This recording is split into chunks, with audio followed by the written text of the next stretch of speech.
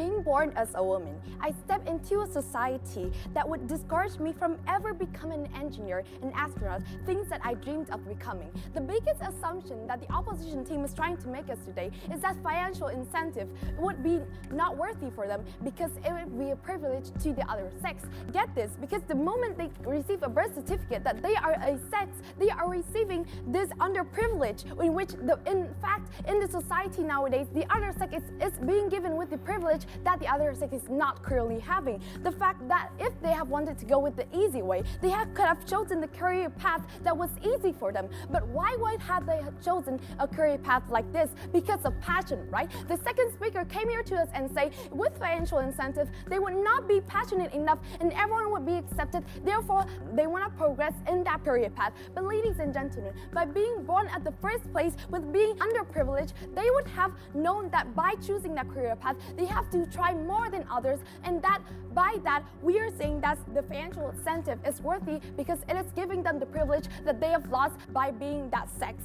Secondly, they have stated us that single gender doesn't solve discrimination. But ladies and gentlemen, less exposure is better than toxic exposure. What is the exposure that exists on the opposition's side? It is the exposure of discrimination. It is the exposure of being mocked for by the other gender. That is exactly why there are cases of dropping out students, because when they're exposed to that environment, they are saying that before even reaching to their goal, they are oppressed by the other gender by something not entirely basing on their actual experience, because their gender is that way. Therefore, they are being said by the opposite gender that, yes.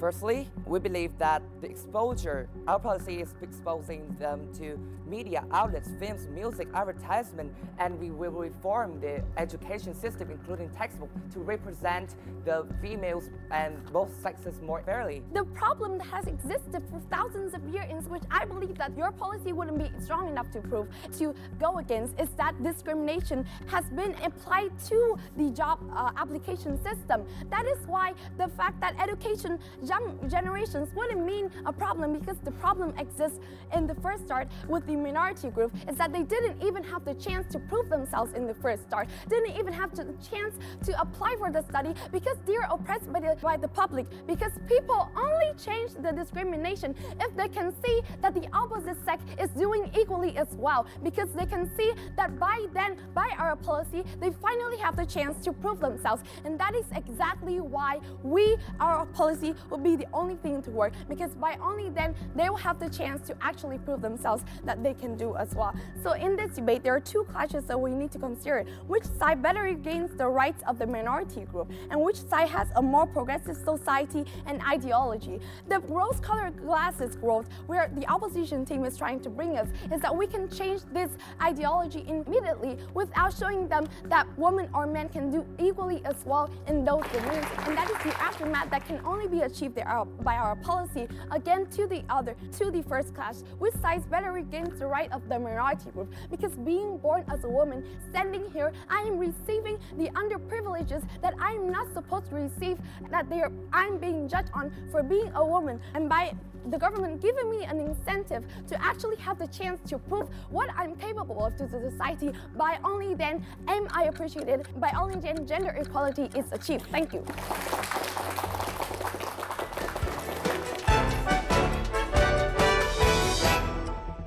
Thank Team Proposition today for proving that discrimination exists against different sexes. We agree, but we are not here to debate about whether this discrimination exists. We are here to debate about policy is solving this better, and you have not disproved our policy or proved that job policy is better. And we believe that our policy is better. Why? Because we are fairer, because we are not giving preferential treatment to features that is arbitrarily acquired.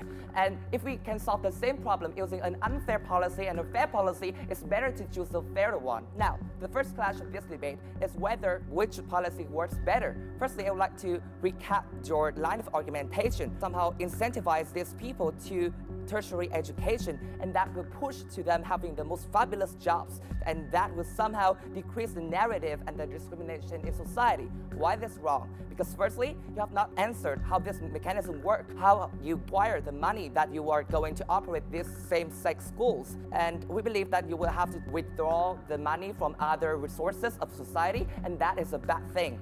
More importantly, why at the point of entrance they are less likely to accept this incentive? Because firstly, they are afraid of social norms, of fears. They're afraid that they are unable to do those jobs well after they graduated. And more important than that, they are afraid of the isolation, of the discrimination in the profession itself later on. So because of these two fears, they are less likely to accept your financial aid. And even if they accept that the fear is still there, it is only being suppressed by your financial aid, which is a very immediate convenience and it will not be sustainable enough.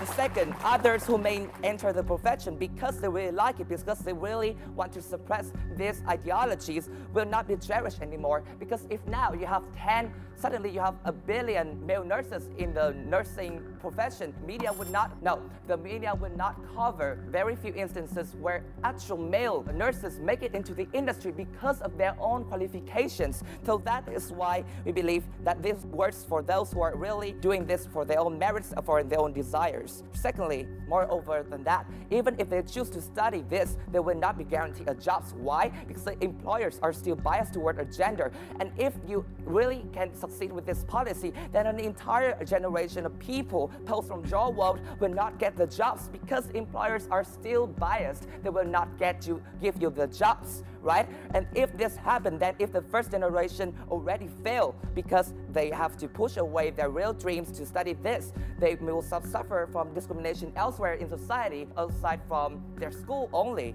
Then later generations will not want to join this, and you will build no impacts in your world at all. Why is our policy better? Because firstly, it is fair. Like we have said, it is not based on any arbitrary acquitted features, for example, your gender. And secondly, more importantly than that, our policy is that you reform the education, you will reform the media. And this, over a long period of time, it will create exposure to the young and impressionable mind of the new generation. And it is not too radical also. And so, after a long exposure, we will affect the youth from the moment they are born. They are first associated to these ideas and images to the point they actually work. Maybe after the first generation, that has not worked yet. But after many generations of the same indoctrination, somehow we believe that the narrative will be lessened and alleviated. And because our choice is better and more fair, we deserve to be the winner of this debate.